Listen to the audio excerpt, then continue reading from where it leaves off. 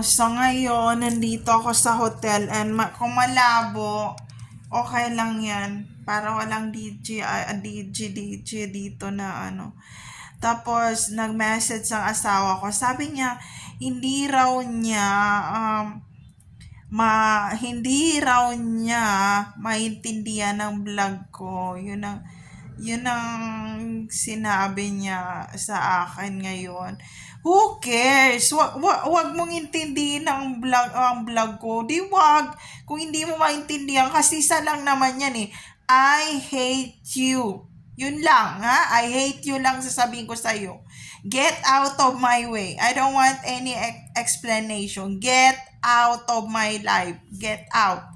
So, ayun, hindi raw niya maintindihan ang mga vlog ko, pero ang alam ko doon, na lahat ng meron sa loob ng closet, na ilabas na lahat sa closet, hindi ko alam kung anong hinahanap niya. Nandun naman sa labas lahat ng damit ni Hero ni Gabi at damit niya. Bakit niya ba pinapakialaman yung loob ng closet?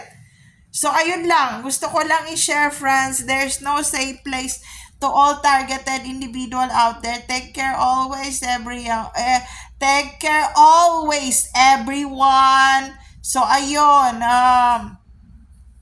Matutulog muna ako. Wala kang pakialam sa inyong lahat. Get out. Bye.